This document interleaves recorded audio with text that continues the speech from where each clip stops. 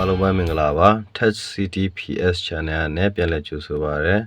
ကျွန်တော်ဒီခါမျှဝေပေးမှာတော့ Facebook ထဲကဗီဒီယိုတွေကိုဘယ်လို download လုပ်ရမလဲဆိုတဲ့ဟာပဲဖြစ်ပါတယ်ကျွန်တော်တို့ဒီ Facebook ထဲကဗီဒီယိုတွေကို download ဖို့အတွက်ကျွန်တော် application တစ်ခုလိုပါတယ်အခုကျွန်တော်မျှဝေပေးမယ့် application ကတော့ကျွန်တော်2019ကြောက်ထည့်ပြီးသားပေါ့နော်ဒါပေမဲ့ဒီ application လေးကတော်တော်လေးအသုံးတဲ့ပါတယ်သူရဲ့ application ကို down ရတာလဲလွယ်သလိုFacebook ထဲကဗီဒီယိုကိုပြန် down တဲ့အချိန်မှာလည်းတအားမြင်တယ်ပေါ့နော်အဲ့ဒီအတွက်ကျွန်တော်ဒီ application ကိုရွေးရခြင်းဖြစ်ပါတယ်ဒါဆိုလို့ရှိရင်တော့ထုံးစံအတိုင်း application လေးကိုကျွန်တော်တို့ Play Store မှာသွားတော့မှာဖြစ်ပါတယ်အဲ့အတွက် Play Store ထဲကိုဝင်လိုက်ပါOkay ထုံးစံအတိုင်းကျွန်တော်တို့ဒီအပေါ်ဘတ်တန်းလေးမှာသူ့ရဲ့ application နာမည်လေးကိုရေးမှဖြစ်ပါတယ်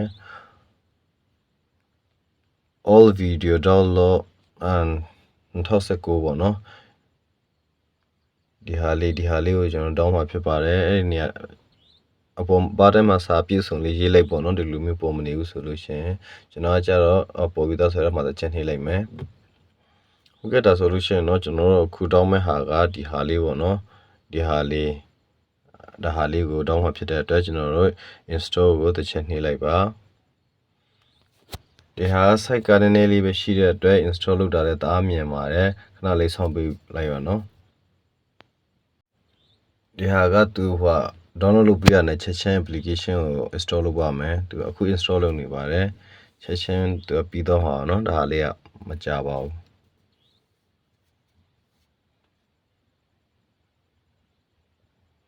ကြည့်ဒါဆိုလို့ရှိရင်เนาะကျွန်တော်အခု application ကို download လုပ်ပြီးတော့ပါပြီဒါဆိုလို့ရှိရင်ကျွန်တော်ဒီ Play Store နဲ့ပြန်ထည့်လိုက်တော့မယ်เนาะOkay ဒါဆိုလို့ရှိရင်ကျွန်တော် download ထားတဲ့နေရာလေးကိုသွားကြည့်ရအောင်မယ်ဒါဆိုလို့ရှိရင်တော့ကျွန်တော်ဒီဟာလေးကကျွန်တော် download ထားတဲ့ application လေးပေါ့နော်အဲ့ဒါလေးကိုကျွန်တော်တို့ဒီတိုင်းအခုတစ်ခါနဲ့ဖွင့်လိုက်လို့လည်းရတယ်တစ်ခါနဲ့ဖွင့်လိုက်တော့မယ်နော်ဒါဆိုလို့ရှိရင်ဟိုနည်းနည်းလေးဟိုသူ downing လေးတွေပြပေးထားတဲ့ဟာရှိတယ်ဒီနားလေးမှာခဏလေးဆောင်းပေးလိုက်ပါ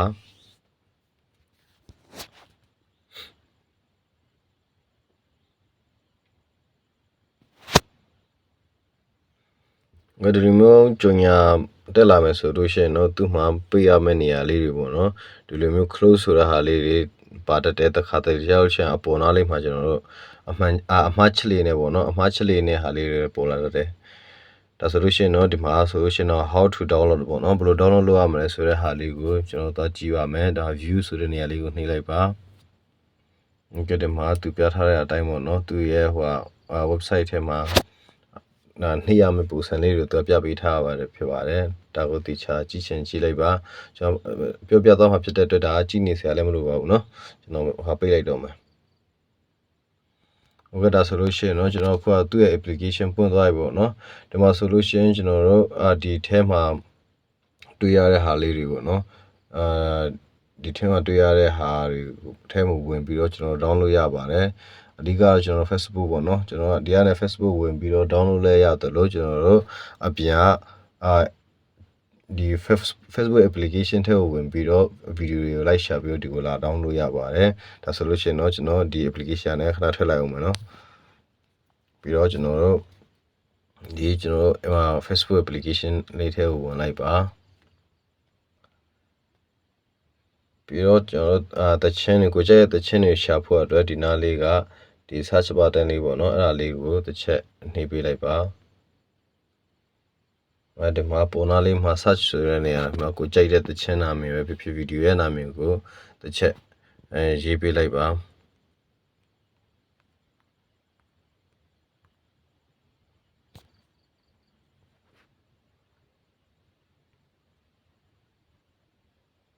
ဒီနောက်ကျွန်တော်အခုအဆန်းတောင်းပေးမှဖြစ်တဲ့အတွက်ကျွန်တော်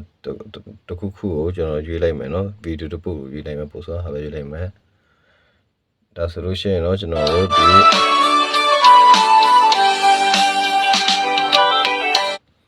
ဒီနားလေးကကျွန်တော်တို့ list ယူဖို့အတွက်ဒီညာတောင်းနားလေးကအဆက်30နေရာကိုတစ်ချက်နှိပ်ပေးလိုက်ပါပြီးတော့ခါကျွန်တော်တို့ဒီ copy list ဆိုတဲ့နေရာလေးမှာတစ်ချက်နှိပ်ပေးလိုက်ပါcopy list ပေါ့နော်သူ့ရဲ့ link ကိုတော့ယူဖို့အတွက်ဒါဆိုရင်ပြန်ထည့်ပေးလိုက်ပါမယ်ပြီးတော့ကျွန်တော်တို့ဒီအစောနာကျွန်တော်တို့ download application လေးထဲကိုပြန်ဝင်လိုက်ပါမယ် Okay ဒါဆိုလို့ရှိရင်เนาะကျွန်တော်တို့ဒီနေရာလေးပေါ့เนาะအပေါ်ကဒီ search button လေးမှာကိုကျွန်တော်တို့လက်နဲ့ခဏလေးဖိပေးလိုက်ပါเนาะဒါဆိုလို့ရှိရင် vibration ပုံစံနဲ့အတန်မိလာပါလိမ့်မယ်အဲ့မိပြီဆိုလို့ရှိရင်လွှတ်လိုက်ပါပြီးတော့ဒီမှာ face ဆိုတဲ့ဟာလေးပြပါလာပါလိမ့်မယ်အဲ့ဒါ face လေးကိုတစ်ချက်နှိပ်ပေးလိုက်ပါပြီးတော့ကျွန်တော်တို့ဒီနေရာလေးမှာပဲပေါ့เนาะဒီနေရာလေးမှာပဲတစ်ချက်ပြန်ပြီးတော့လည်းတစ်ချက်ထောက်ပေးလိုက်ပါအဲ့တော့ keyboard ပေါ်လာပါလိမ့်မယ်ကျွန်တော်တို့ဒီ delete key အောင်းနာလေးကမြားလေးပေါ့เนาะ enter လေးကိုတစ်ချက်နှိပ်ပေးလိုက်ပါကြည့်ဒါဆိုလို့ရှိရင်เนาะကျွန်တော်တို့အစောနာ TV ဗီဒီယိုပေါ့เนาะကျွန်တော်တို့ဟာတောင်းမဲ့ဗီဒီယိုလေးကရောက်လာပါပြီ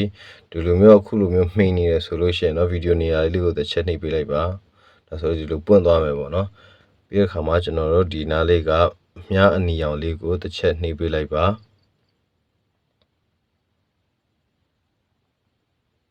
ကြည့်ဒီလိုဆိုလို့ရှိရင်ကျွန်တော်တို့ဒီနားလေးက download ဆိုတဲ့နေရာလေးကိုတစ်ချက်နှိပ်ပေးလိုက်ပါပြီးတော့ဒါတွေကကျွန်တော်တို့ခုမှာစပြီးတော့ဒီ application ကို install လုပ်တဲ့အတွက်ဒါတွေကတောင်းနေတာဖြစ်ပါတယ် continue နှိပ်ပေးလိုက်ပါပြီးတော့ဒီမှာအလောင်းပြီးတော့ဒီမှာလည်းအလုံးပဲနှိပ်ပေးလိုက်ပါဒါ solution တော့ကျွန်တော်ကအခုကဟိုရပြီပေါ့เนาะဒီမှာ down နေပါပြီဒီနေရာလေးပေါ့เนาะအဲ့ဒါတစ်ချက်နှိပ်ပေးလိုက်ပါဒီလူမျိုးပေါ်လာပြီဆိုလို့ရှိရင်တော့ good ဟိုသာရွေးပေးလိုက်ပေါ့เนาะဒါလေးကအတိုင်းကျွန်တော်ရေးထားတဲ့အတိုင်းပဲရေးပေးလိုက်ပါအဲ့တော့နောက်ပြန်ဆုပ်လိုက်ပေါ့เนาะဒီမှာဒီနားလေးနဲ့ဒီကြုံရလေးကိုဒီနားလေးမြားလေးနဲ့ပြန်ထွက်လိုက်ပါโอเคဒါဆိုလို့ရှိရင်เนาะကျွန်တော်တို့အခုပြောနေရင်တိုင်းနဲ့down ပြီးသွားပြီပေါ့เนาะအခု down တဲ့ဟာကဒီနေရာလေးပြီးသွားတဲ့ဟာကဒီနေရာလေးမှာပေါ့เนาะလာတင်သွားတာပဲဖြစ်ပါတယ်ဟုတ်ကဲ့နောက်ပြီးတော့ကျွန်တော်ဒီဟာလည်းနောက်ထပ်ဗီဒီယိုတပုတ်ပြင်ပြီးတော့နမူနာ down ပြမယ်ပေါ့เนาะsolution ကျွန်တော်တို့ Sona ကကျွန်တော်တို့ Facebook application ကိုတစ်ချက်သွားပါမယ်ပြီးတော့တစ်ချက်နာမည်က Sona အတိုင်းပြန်ရှာမယ်ပေါ့เนาะ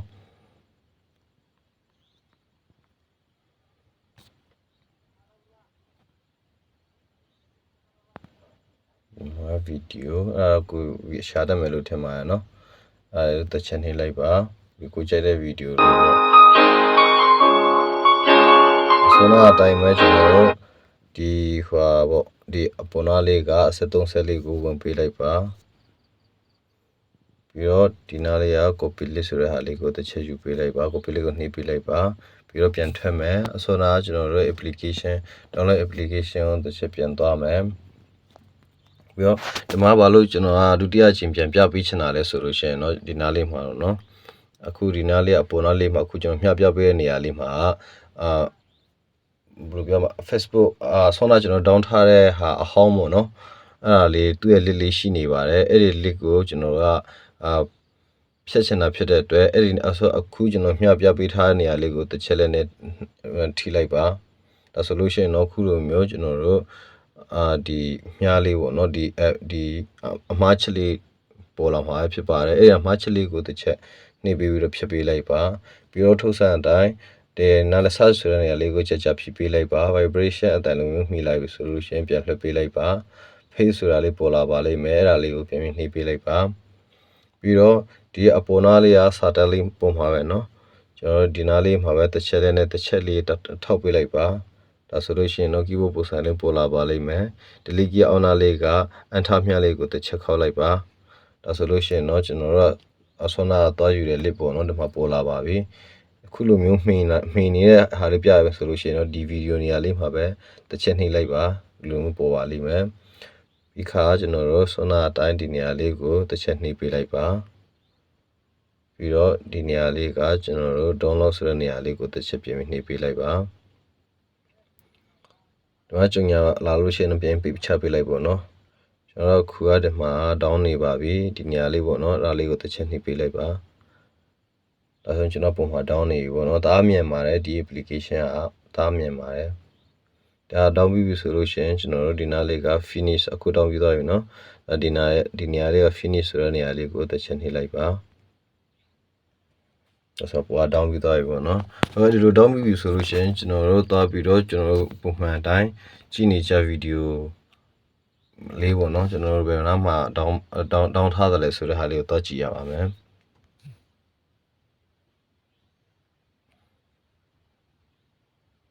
ဒီမှာဆိုလို့ရှိရင်ဒီအစွမ်းကကျွန်တော် down ထားတဲ့ဟာတွေပေါ့နော် sorry ရောက်တော့ပြင်ပြီလေအော်ဒီနားလေးမှာပေါ့နော်ဒီနားလေးမှာရောက်သွားပြီဒါဆိုလို့ရှိရင်တော့တစ်ချက်ကြည့်ပြီးတော့ဒီမှာဖွင့်လိုက်လို့ရပါပြီပေါ့နော်ဟုတ်ကဲ့ဒီရှုပ်ဝဲအကြောင်းလေးကိုနားလည်မယ်လို့မျှော်လင့်ပါတယ်အခုလိုမျိုးကျွန်တော်ဗီဒီယိုကစနဲ့ဆုံးထိကြည့်ပေးတဲ့အတွက်လည်းကျေးဇူးတင်ပါတယ်ခင်ဗျာနောက်ဗီဒီယိုမှာပြန်ပြီးတွေ့ပါမယ်အားလုံးကျေးဇူးတင်ပါတယ်ခင်ဗျာ